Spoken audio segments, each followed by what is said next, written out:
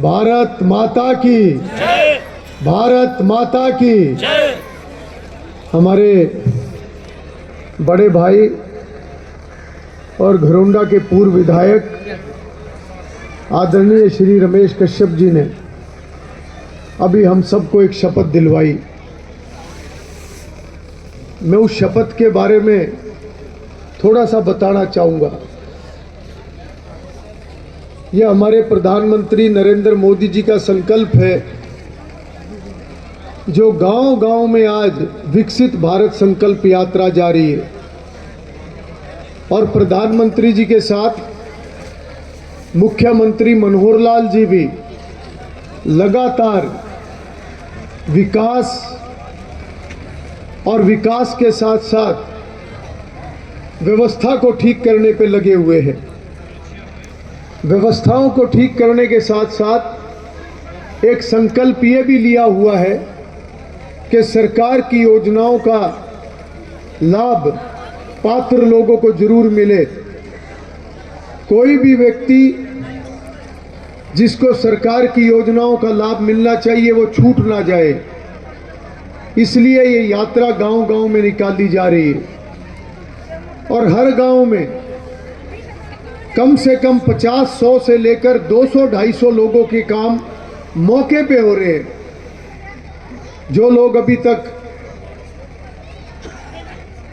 किसी योजना को ले सकते थे मगर नहीं ले पाए, चाहे उनकी पेंशन नहीं बनी, चाहे उनका राशन कार्ड नहीं बना, चाहे उनके आधार कार्ड में कोई कमी है, अगर बीपीएल कार्ड बन गया तो उनका आयुष्मान कार्ड कईयों का नहीं बना अब तक, 5 लाख का जो मुफ्त इलाज होता है।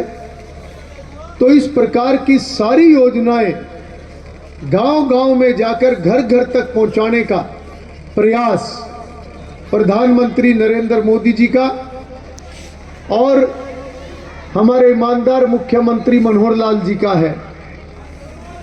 और ये एक बहुत बड़ा संकल्प है, क्योंकि सरकारें बनाने के लिए बहुत लोगों ने आज तक नारे दिए, बहुत लोगों ने योजनाओं का जिक्र किया, बहुत लोगों ने मुफ्त का ऐलान किया, सरकारें बनाई, लोगों से वोट लिए, मगर सरकारें आने के बाद कभी किसी ने ध्यान नहीं दिया, ना किसी के कर्जे माफ हुए, ना कभी बिजली माफ हुई, कुछ भी माफ नहीं हुआ।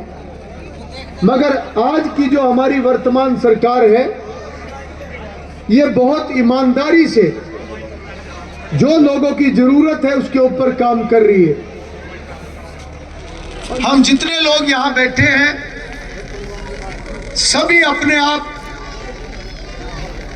इस बात का एहसास करेंगे कि हम घर के मालिक होते हुए भी, सारे घर के सदस्य उनका बड़े होते हुए भी, हम कई बार घर के सुधार के लिए 4 बातें करते हैं, पर इतना आसान नहीं होता लागू करना। कई बार तो घर के लोग ही बोलने लग जाते हैं, नहीं बात तो ठीक है पर हमें दिक्कत होगी, अभी हम कर नहीं पाएंगे।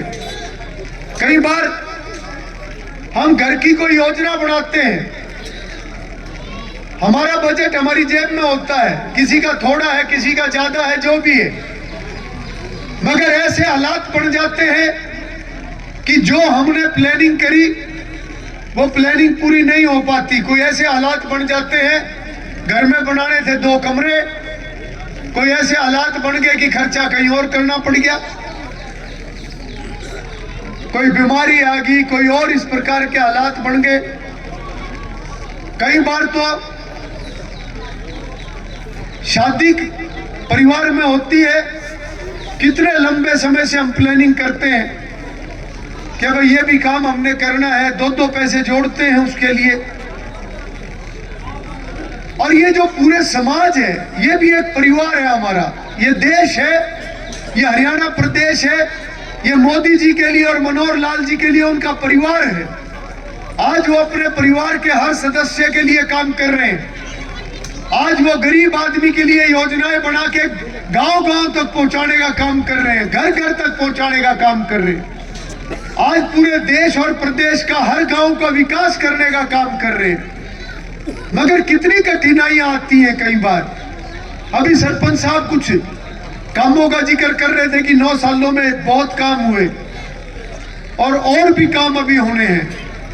हमारे एक सरपंच भी बैठे हैं, सरपंच और एक सरपंच सारे बराबर इकट्ठे बैठे हैं। बहुत अच्छा लगता है जिस गांव में सब इकट्ठे होकर रल मिल के बैठे होते हैं। बड़े भाग वाले गांव होते हैं जहां पर आपस में मेल मिलाप ठीक होता है, होना चाहिए। और मैं मानता हूं कि हमने 9 साल में बहुत काम करे, पर अभी भी बहुत काम करने की जरूरत है। इस प्लान में 2-2.5 साल तो हमारे कोरोना ने जीरो कर दिए। आप सब जानते हैं इस बात को कि कोरोना काल में सरकार के खजाने का ज्यादातर पैसा अस्पतालों के ऊपर खर्च हुआ, लोगों की जिंदगी बचाने के ऊपर खर्च हुआ। वैक्सीन बना के एक आदमी को मुफ्त वैक्सीन देने का काम नरेंद्र मोदी जी ने किया, हमारी सरकार ने किया, ताकि लोगों का जीवन बच सके। एक ऐसा समय हमने देखा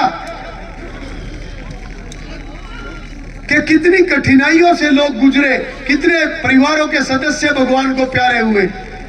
जिनका चलता हुआ कारोबार था, बहुत लोगों के कारोबार बंद हो गए क्योंकि कई बार लॉकडाउन लगे, कई लेबर चली गई, कई उसके बाद रेट बढ़ गए। रेट बढ़ने की वजह से कईयों की फैक्ट्रियां बंद हुई, फैक्ट्री बंद हुई तो जो काम करने वाले थे उनके ऊपर भी असर पड़ा।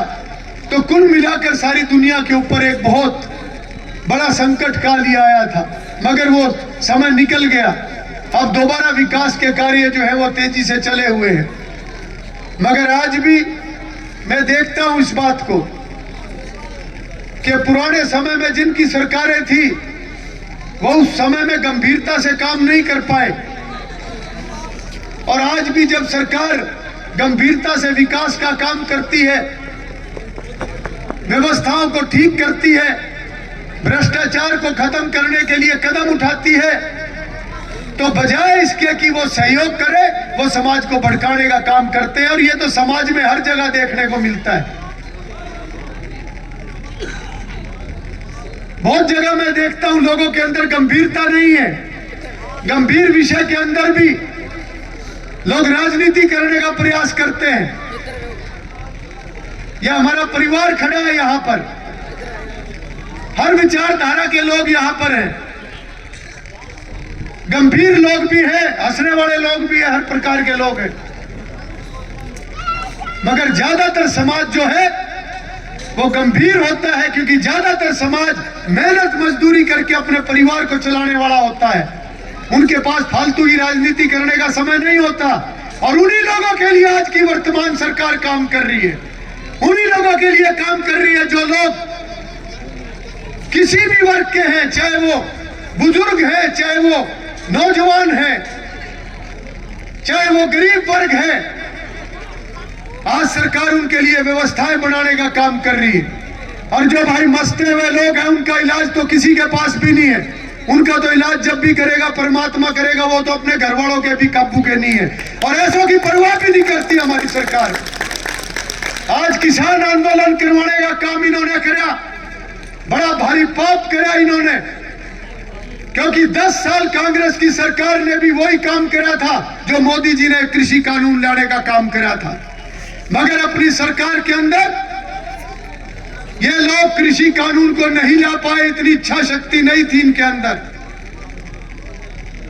कोई भी काम जिससे समाज का भला हो, एक बार समाज के अंदर दिक्कत जरूर आती है, क्योंकि या तो समाज को समझा दिया जाए, समाज समझ जाता है।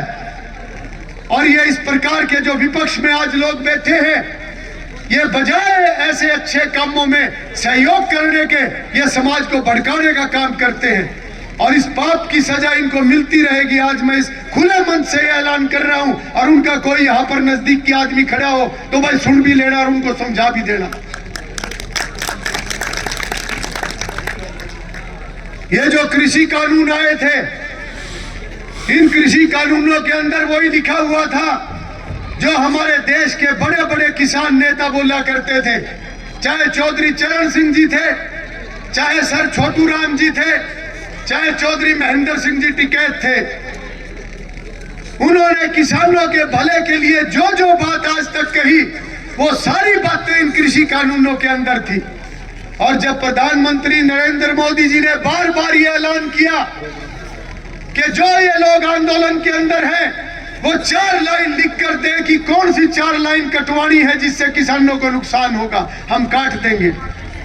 वो 4 लाइन लिख के दे कि कौन सी वो लाइन जुड़वाना चाहते हैं, हम उनको जोड़ देंगे। मगर ना उनके पास कोई लाइन कटवाने के लिए थी, ना उनके पास कोई लाइन जुड़वाने के लिए थी। उनको तो केवल राजनीति करनी थी। उस राजनीति के लिए चाहे समाज का भट्ठा बैठ जाए, उनको कोई फर्क नहीं पड़ता। मगर लोग इस बात को समझते हैं और आने वाले समय में मुंह तोड़ जवाब ऐसे लोगों को दिया जाएगा जिन्होंने समय समय पे समाज को भड़काने का काम किया, बहकाने का काम किया। आज अगर ये इतने किसानों के हितैषी थे तो नौजवान खड़े हैं यहाँ पर, अपना मोबाइल खोल लो भाई अभी, और मोबाइल खोल कर ये देखो कि 2014 में जब मोदी जी की सरकार बनी थी तो कितनी फसलें एमएसपी के ऊपर भी क्या करती थी। आज ये एमएसपी एमएसपी एमएसपी करते, कितनी फसलें एमएसपी पे बेची इन्होंने। केवल 2 फसल एमएसपी के ऊपर भी क्या करती थी, एक गेहूं और दूसरा चावल, क्योंकि वो सारी की सारी सेंटर खरीदा करता था। और हमारी सरकार आने के बाद आज 14 फसलें एमएसपी के ऊपर बिक रही हैं, 14 फसलें। उन 2 फसलों के अलावा जितनी फसलें भी आज एमएसपी के ऊपर सरकार खरीद रही है, वो सारा का सारा पैसा मोटे तौर पर हरियाणा की सरकार खर्च करती है ताकि लोगों को एमएसपी के ऊपर उचित दाम मिल सके। और ये भी कंप्यूटर में खोल के देख लेना भाई कि जब मोदी जी की सरकार आई थी तो उससे पहले जो 10 साल इनकी सरकार रही, जो उनसे कहते हैं कि हमारे से बढ़िया तो को किसानों का खैर खा है ही नहीं। जब ये इनकी सरकार गई तो हर फसल का रेट उठा के देख लो क्या रेट था। और आज 9 साल हुए हैं भारतीय जनता पार्टी की सरकार को, आज के रेट उठा के देख लो। कोई भी फसल का रेट 1.5 पौने 2 गुना से लेके 2.5 गुना तक अगर नहीं बढ़ा हो तो अभी अपने अपने मोबाइल खोल के सब देख सकते हैं, तसल्ली कर सकते हैं। फिर ये लोग बेकारे का काम करते हैं। अगर ये इतने किसानों के हितैषी थे तो 20 साल पुरानी ये करनाल की शुगर मिल जो कंडम हुई पड़ी थी, क्यों इनको दिखाई नहीं दी। आज तो हमारे बीच में फिर आने लग जाएंगे, ये फिर बकाने लग जाएंगे। बोले हमारी सरकार आओगी इतनी पेंशन कर देंगे, इतनी मुफ्त फलानी चीज कर देंगे, बिजली फिर मुफ्त कर देंगे। आज तक क्यों नहीं करी थी। जब इनकी सरकार गई थी तो 36,000 करोड़ के घाटे के अंदर बिजली विभाग को छोड़ के गए थे ये लोग। क्या हालत बिजली की थी उस समय में। जब क्यों नहीं बिजली माफ कर दी थी। जब कोयला देने के लिए इनके पास, कोयला खरीदने के लिए पैसा नहीं था, कोयला कंपनियों ने कोयला देने से मना कर दिया था हरियाणा प्रदेश को। इतने ये खप्पी खा है, इतना इनमें दम था तो उस समय में बिजली माफ क्यों नहीं करती थी इन्होंने। कहते हैं हमारी सरकार आएगी तो इतनी पेंशन बढ़ा देंगे। क्यों। जब 10 साल थारी सरकार थी उस 10 साल में कितनी पेंशन बढ़ाई तुमने। 10 साल में पेंशन बढ़ाई 500 रुपए, और वो भी जाते जाते धक्का मार के गए थे। आज हमारी सरकार ने 9 साल के अंदर 2000 रुपए पेंशन बढ़ाने का काम करा है। जब हमारी सरकार आई थी जब पेंशन थी 1000 रुपए, और आज हमारी सरकार को 9 साल हुए हैं। 9 साल के अंदर हमारी सरकार ने पेंशन को बढ़ा के 3000 रुपए करने का काम कर दिया। मेरे बुजुर्ग सामने बैठे हैं, हमारी मातृशक्ति यहाँ पर बैठी है। और कभी हमारे मुख्यमंत्री ने दिखावा नहीं करा, कभी प्रधानमंत्री दिखावा नहीं करते। जहां देश को आज ऊंचाइयों पर पहुंचाने का काम कर रहे हैं, जो घोटालों वाला देश इसको बोला करते थे। हमने तो ऐसा भी समय देखा प्रधानमंत्री का कुर्ता खींच के बिठा दिया करते थे ये लोग। अरे जब हम अपने प्रधानमंत्री की इज्जत नहीं करेंगे तो दूसरा मुल्क कैसे करेगा। हमने ये वीडियो भी देखी कि प्रधानमंत्री की क्या इज्जत करा करते थे ये लोग। अपनी ही प्रधानमंत्री, इन्हीं के पार्टी का प्रधानमंत्री, हमने उनका कुर्ता खींचते हुए इन लोगों को देखा है। प्रधानमंत्री बिल लेके आया करते थे पार्लियामेंट के अंदर, और इनका नेता जिसको सारी दुनिया पप्पू कहती है, प्रधानमंत्री के सामने कागज फाड़ के यूं फेंक दिए, बोले हम नहीं मानते। अपने ही पार्टी के प्रधानमंत्री के सामने कागज फाड़ के फेंक दिए पार्लियामेंट के अंदर, और ये कहते हम देश का भला कराएंगे। इतना लंबा राज इन्होंने करे, अपने घर से बाहर आज तक सोच नहीं पाए। आज तक ऐसे हालात हमने देखे। एक प्रधानमंत्री जाएगा तो उसी का जन्म है, नया प्रधानमंत्री बनेगा।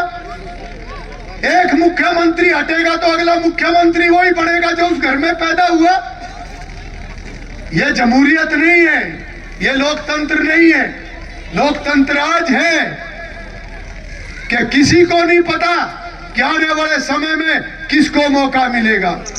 आज मैं आपके सामने विधायक हूं, मैं ऐसी पार्टी का विधायक हूं, मुझे गर्व है अपने ऊपर और अपनी पार्टी के ऊपर, जो पार्टी आज लगातार समाज की सेवा करने का काम करती है। आज मैं विधायक हूं, कल पार्टी किसी को भी विधायक बना के, किसी को भी टिकट दे के भेज सकती है। इसको कहते हैं लोकतंत्र। आज मोदी जी देश के प्रधानमंत्री है, गरीब परिवार से उठ के गए हैं, और भारतीय जनता पार्टी के अंदर कोई भी व्यक्ति ये नहीं बता सकता कि आज हमारे अध्यक्ष ये है, अगला अध्यक्ष कौन बनेगा, आज मुख्यमंत्री कौन है, आज प्रधानमंत्री कौन है, आने वाले समय में कौन बनेगा, कोई भविष्यवाणी नहीं कर सकता। समय चला गया जब राजा के घर में जो पैदा हुआ वही राजा बनेगा। आज तो गरीब परिवार से उठकर भी कोई भी राष्ट्रपति और प्रधानमंत्री बन सकता है। यह संस्कृति भारतीय जनता पार्टी लेकर आई है। आज हमारे देश की राष्ट्रपति द्रौपदी मुर्मू जी एक गरीब आदिवासी गांव के सबसे गरीब परिवार में पैदा हुई, आज देश की राष्ट्रपति है। आज द्रौपदी मुर्मू जी केवल राष्ट्रपति नहीं है, उनके रूप में देश का हर गरीब उनके अंदर अपने आप को देखता है कि आज गरीब भी उस बड़ी कुर्सी के ऊपर जाकर बैठ सकता है। यह बदलाव अगर किसी ने किया है तो भारतीय जनता पार्टी ने किया है। आज मैंने पेंशन का जिक्र आपके सामने करा। जब हमारी सरकार आई तो हर गांव से हमारे पास गरीब लोग आया करते थे, और वो ये कहा करते थे, किसी गांव से 2, किसी से 5, किसी से 10, कि जाकर हमारे गांव में हमारे हालात पता करो, हम कितने गरीब हैं मगर हमारा बीपीएल कार्ड नहीं है। और वो ये भी कहा करते थे कि कोठी वाले का देख लो, फलाने का कितनी बढ़िया कोठी लग रही, उसका बीपीएल कार्ड बना हुआ है। भारतीय जनता पार्टी ने इन सारे हालातों को बदलने का काम किया है। जब हमारी सरकार आई तो 11 लाख बीपीएल कार्ड होते थे, आज 30 लाख से ऊपर बीपीएल कार्ड बने हैं। 36 बिरादरी में से जिस परिवार की आमदन 1,80,000 रुपए से नीचे, सबका बीपीएल कार्ड बना दिया एक झटके में। किसी के ऊपर कोई एहसान रखने का काम नहीं करा। इसको कहते हैं सरकार जिसके अंदर एक हमदर्दी है समाज के लिए, हर वर्ग के लिए, हर गरीब के लिए, हर व्यक्ति के लिए। इस फर्क को समझना जरूरी है। आज घरोंडा हलके में, केवल घरोंडा हलके में 27,000 नए बीपीएल कार्ड बने हैं। हमारे पास तो कितने लोग आए होंगे, जब मैं एमएलए बना ज्यादा से ज्यादा 500 लोग आगे होंगे, सारे हलके में से 700 आगे होंगे। पर जब मुख्यमंत्री मनोहर लाल जी ने परिवार पहचान पत्र बनाया तो घरोंडा हलके को 500-600 बीपीएल कार्ड नहीं मिले, 27,000 बीपीएल कार्ड मिले हैं। इसको कहते हैं सरकार, इसको कहते हैं संकल्प। हमने परसों राम मंदिर का निर्माण प्राण प्रतिष्ठा देखने का काम करा। सारे भारतवर्ष के अंदर दिवाली मनाई गई, कितना बड़ा उत्सव। शपथ की मैं बात कर रहा था, जो माननीय रमेश कश्यप जी ने शपथ दिलवाई, उसके अंदर एक लाइन ये भी थी कि हम देश की समृद्ध विरासत पर गर्व करेंगे। हमारी जो प्राचीन संस्कृति है उसके ऊपर हमें गर्व होना चाहिए। आज मोदी जी के एक ऐलान के ऊपर सारी दुनिया में आज लोग बाजरा भी खा रहे हैं, मक्की भी खा रहे हैं, ज्वार भी खा रहे हैं, क्योंकि मोदी जी ने कहा कि मोटा अनाज अपनाओ, मोटा अनाज सेहत के लिए अच्छा होता है। तो पिछला साल 2023 सारी दुनिया ने मिलके कह दिया कि मोटे अनाज का साल बना लो इसको। आज ये है नेतृत्व की ताकत जो आज मोदी जी के नेतृत्व में हम देख रहे हैं। इस शपथ के अंदर एक लाइन और भी है कि हम गुलामी की मानसिकता को जड़ से उखाड़ फेंकेंगे। ये समझने की बात है, भगवान राम की जो मूर्ति की स्थापना प्राण प्रतिष्ठा हुआ है, ये पूरे समाज के लिए गर्व की बात है, क्योंकि हम उस गुलामी के दौर से निकलने का एक बहुत बड़ा प्रमाण है। जो देश की आजादी के 70 साल से भी ज्यादा समय तक ये लोग वो एहसास नहीं करा पाए थे अपने लोगों को, ये आज भी गुलामी की मानसिकता से अपने वोट बैंक के हिसाब से आज तक इन्होंने राजनीति करी है। और ये तो कहा करते थे, आज आप किसी भी धर्म में आज ग्रंथ पढ़ के देखो, उसके अंदर राम का जिक्र होता है, प्रभु राम का जिक्र होता है। कोई आरती, कोई पाठ, कोई ग्रंथ ऐसा नहीं जिसके अंदर भगवान श्री राम का जिक्र ना हो। आज तो समाज किसी भी कारण से बंटने के लिए 2 मिनट में तैयार हो जाता है।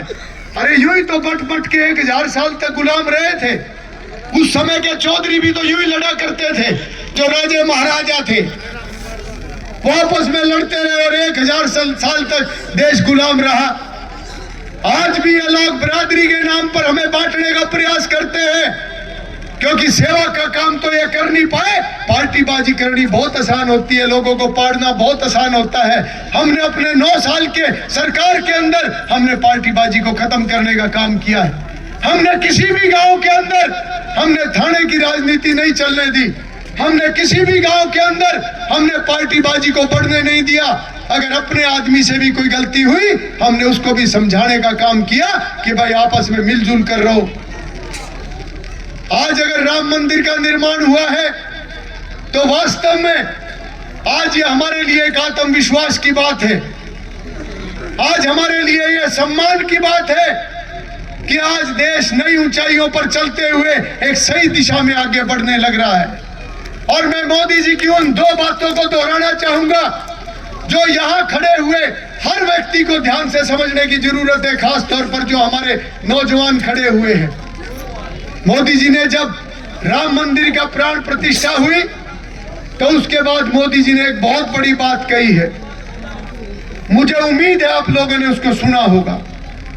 मोदी जी ने कहा कि जिस प्रकार से हम मंदिर में, गुरुद्वारे में जाकर पूजा अर्चना करते हैं, उसके बाद हम लंगर लगाते हैं, भंडारे देते हैं, हम प्रसाद बांटते हैं, तो आने वाले समय में उसके साथ साथ हमें अपने अंदर एक चीज धारण करनी पड़ेगी कि भविष्य में जो प्रसाद है, जो प्रसाद बांटा जाता है, वो हर व्यक्ति को अपने परिश्रम का प्रसाद बांटना पड़ेगा, अपनी मेहनत का प्रसाद बांटना पड़ेगा, अपनी देशभक्ति का प्रसाद बांटना पड़ेगा, अपने अंदर वो भाव लाना पड़ेगा कि हम जो भी काम करेंगे देश की मजबूती के लिए और समाज के भले के लिए करेंगे, वो असली प्रसाद होगा। और हमें यह संकल्प लेना पड़ेगा, तब जाकर हम समाज का भला कर सकते हैं, तब जाकर हम गरीब आदमी को उसके पैरों पर खड़ा कर सकते हैं। आज ये विकसित भारत संकल्प यात्रा गांव-गांव में जाकर लोगों को योजनाओं का लाभ देने का प्रयास कर रही है, ताकि जिस व्यक्ति को भी सरकार की योजना का लाभ मिलेगा, वो व्यक्ति कम से कम उसके जीवन की कोई कठिनाई तो कम होगी। और ये संकल्प है प्रधानमंत्री नरेंद्र मोदी जी का और मुख्यमंत्री मनोहर लाल जी का कि जब देश की आजादी के 100 साल पूरे हो जाएंगे, यानी कि 2024 तक हमारा देश भी विकसित राष्ट्रों की सूची में होना चाहिए। जो अभी देश पूरी दुनिया के अंदर 195 देश हैं, विकसित देश केवल 35-36 हैं। जब हमारे देश की आजादी के 100 साल पूरे होंगे तो हमारा देश भी विकसित राष्ट्रों की सूची में तब शामिल होगा जब विकास भी और अच्छा होगा, व्यवस्थाएं भी और मजबूत होंगी, और लोगों को योजनाओं का लाभ मिलने के बाद कोई भी गरीब आदमी ना बचे, हर व्यक्ति अपने पैरों के ऊपर खड़ा होगा, तब हमारा देश विकसित राष्ट्र बनेगा। यही संकल्प आज हम सब ने मिलकर लिया है। इतनी ही बात मैंने भी आपको कहनी थी। आपको विश्वास दिलाता हूं कि जितने काम हुए वो हमारी जिम्मेवारी थी, जो काम बचे हुए हैं इसी प्रकार से हम आने वाले समय में इन सभी कामों को पूरा करने का काम करेंगे। एक बड़ा बदलाव जो हमारी सरकार ने किया है, आने वाले समय में भी हर वो बदलाव सरकार करेगी जिससे समाज का भला होगा। एक प्रमाण मैं आपको देता हूं, जिस प्रकार से आज की सरकार मेरिट के आधार पर नौकरियां देने का काम कर रही है, वो नौकरियां आज समाज में पढ़ने लिखने वाले बच्चों को मिल रही हैं। आज 9 साल की हमारी सरकार में जितने भी हम एमएलए, मंत्री, मुख्यमंत्री, सांसद, किसी के भी परिवारजनों को कोई नौकरी नहीं मिली है। ईमानदारी है हमारी सरकार की। नौकरी मिलती है तो पढ़ने लिखने वाले बच्चों को, चाहे कोई गरीब परिवार से है, चाहे किसी भी वर्ग से है, किसी भी घर से है, जो पढ़ने वाले बच्चे हैं वही आज अफसर और कर्मचारी लगने लग रहे हैं। इस प्रकार से व्यवस्था का सुधार होगा। अगर मैं 2014 से पहले की आपको बात करूं, जब हमारी सरकार बनी थी तो खिराजपुर गांव में केवल 15 बीपीएल कार्ड हुआ करते थे, केवल 15। आज खिराजपुर गांव में 355 बीपीएल कार्ड है। यह कितना बड़ा बदलाव है। कितने लोगों को आज योजनाओं का लाभ मिलेगा, चाहे वो आयुष्मान कार्ड है, चाहे वो राशन है, चाहे इन परिवारों की बेटियों की 12वीं के बाद कॉलेज तक की मुफ्त शिक्षा है, चाहे इन परिवारों में कभी भगवान न करे किसी सदस्य की अगर मृत्यु हो जाए तो 1 लाख रुपए से 5 लाख रुपए तक का सहारा ऐसे परिवारों को सरकार लगाने का काम करेगी। ये कितना बड़ा बदलाव है जो आज की हमारी मोदी जी और मनोहर लाल जी की सरकार लगातार करती जा रही है। और मैं आपको विश्वास दिलाता हूं कि आने वाले समय में भी ये सेवा का कार्य, ये विकास का कार्य, ये सुधार का कार्य, ये बदलाव का कार्य इसी प्रकार से चलता रहेगा। आप सबके अंदर ये जागरूकता जरूर आए कि कौन लोग काम करने वाले हैं और कौन लोग समाज को बहकाकर अपना उल्लू सीधा करने वाले हैं। ये जागरूकता की उम्मीद समाज से जरूर करता हूं। इन्हीं शब्दों के साथ मैं अपनी बात को समाप्त करता हूं और बड़ा एक जयकारा खिराजपुर से आज निकलना चाहिए। भारत माता की